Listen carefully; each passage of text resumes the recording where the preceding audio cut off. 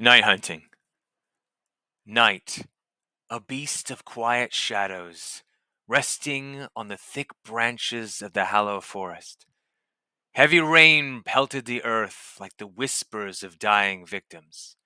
Hans Zaemin sloshed through the mud and rich green foliage, tracking the wet blood stains of his prey.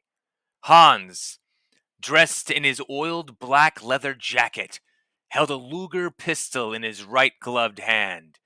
His brow dripped rainwater and sweat. 5 miles from his neighbor's property, Hans knew Count Garber Von Dradvich would not take kindly to poaching on his land. Yet the thrill of the hunt edged him on.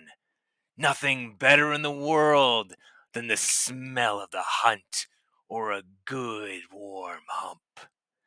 From the corner of Hans's green eyes, he saw swift movement under an old withered oak. With skills hardened from fighting Germans in North Africa, Hans turned and pulled the trigger of his semi-automatic 9mm pistol. The muzzle flashed and flared. A scream echoed from the shadows of the oak. Blood peppered the tree's bark. The body crumpled into the wet ferns. Hans, a wicked smile spread across his face, slid his pearl-hander knife from his boot. This buck would yield him a fine price in the town swap meet, and the venison would keep his family fed all winter.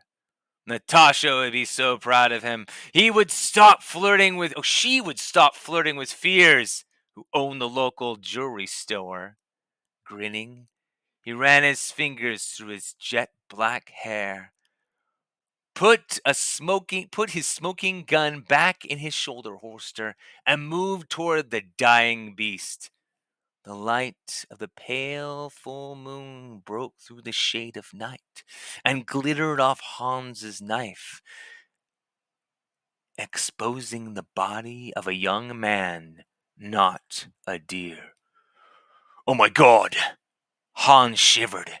His hand shook uncontrollably. Ivan von Dradvich.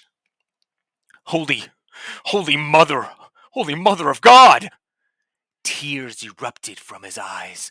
Han ran over to the boy and fell to his knees. Cradling the lad in his arms, Han placed his hands over the blood-soaked chest. Warm liquid slid from the boy's mouths.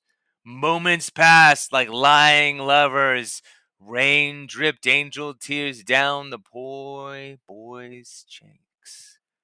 Shaking, Hans grabbed his skinning knife and slammed the blade deep into the boy.